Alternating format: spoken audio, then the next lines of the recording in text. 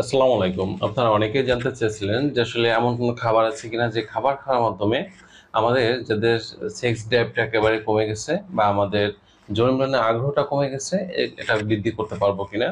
তো বন্ধুরা আজকে একটি মতো সস্তা খাবারের কথা বলবো যে খাবারটি খেয়ে আপনারা চাইলে আপনাদের হারানো যে যৌবন শক্তি বা ইচ্ছাটা এটা কিন্তু ফিরিয়ে আনতে পারেন। আমাদের মধ্যে অনেক নারী এবং পুরুষ আছে দেখা যাচ্ছে যে খুব অল্প বয়সেই তাদের ইচ্ছা বা চাহিদাটা এটা আগ্রহ দিনে দিনে ধীরে ধীরে কমে যাচ্ছে বা কমে যায়। এরকম সমস্যা যারা ভুগতেছেন তারা যদি নিয়মিত মিষ্টি আলু খেতে পারেন তাহলে দেখা যাবে তাদের এই যে সমস্যাটা আছে এটা ব্যাপক উন্নতি চলে আসবে।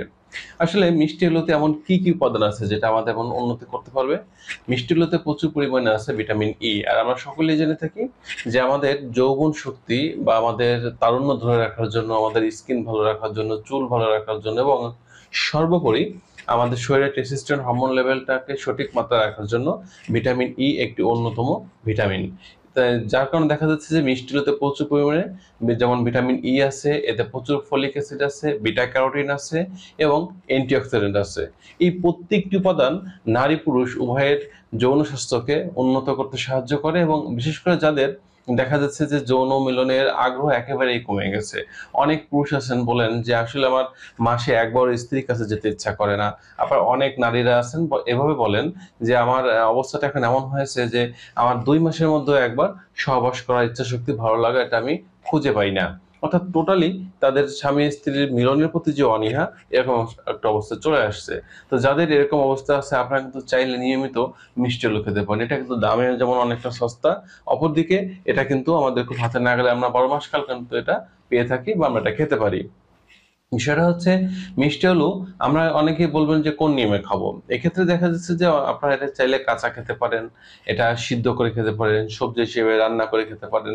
এটা খেলে দেখা যাবে যে আপনাদের এই যে উপাদানগুলো বিদ্যমান আছে, এই বিদ্যমান উপাদানগুলো আপনার শরীরটাকে ইমিউনি বুস্টিং করতে থাকবে এবং আপনার যৌন যে ইচ্ছাশক্তি বা যে আগ্রহটা কমে গিয়েছে বা একেবারেই আপনি খুঁজে পাচ্ছেন না, শরীরটা খুব দুর্বল লাগে এবং দেখা যাচ্ছে শারীরিক মিলনের প্রতি যে রতিক্রিয়ায় যে আপনি মিলিত হবেন তার কোনো প্রকার ভালো লাগা খুঁজে পাচ্ছেন না।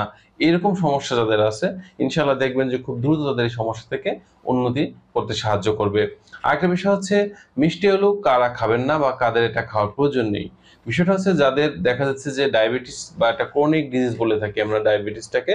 তো এরকম ক্রনিক ডিজিজ সম্মিলিত ডায়াবেটিস যে সকল রোগে আক্রান্ত আছেন বা যাদের ডায়াবেটিসের সমস্যা আছে তারা এটা খাওয়ার প্রয়োজন নেই। কারণ বিষয়টা হচ্ছে যে মিষ্টি আলুতে যে সুগার বা চিনিটা থাকবে, আপনি যখন এটা খাবেন তখন ডায়াবেটিস রোগীর এই সুগারের লেভেলটা বৃদ্ধি পেতে পারে। তবে যদি এমনটা হয় যে আপনার ডায়াবেটিস আছে বাট এটা কন্ট্রোলে আছে, সেক্ষেত্রে কিন্তু আপনি এটা খেতে পারেন যদি আপনার ডায়াবেটিসটা কন্ট্রোল থাকে।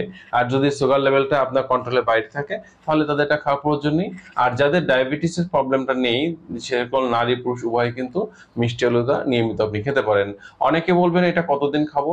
বিষয়টা একটা বিষয় খুব সহজে বোঝার চেষ্টা করতে হবে। এটা কিন্তু কোনো মেডিসিন না, যেহেতু এটা ফুড সাপ্লিমেন্ট।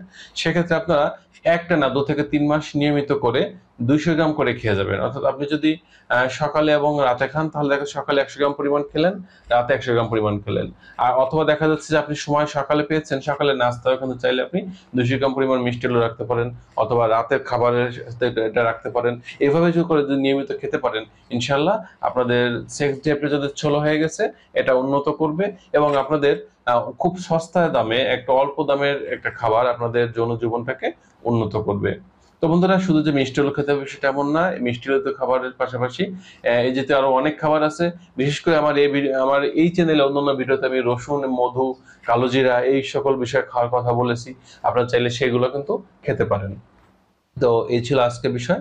সকলে সুস্থ সুন্দর জীবন কামনা করছি। আল্লাহ হাফেজ।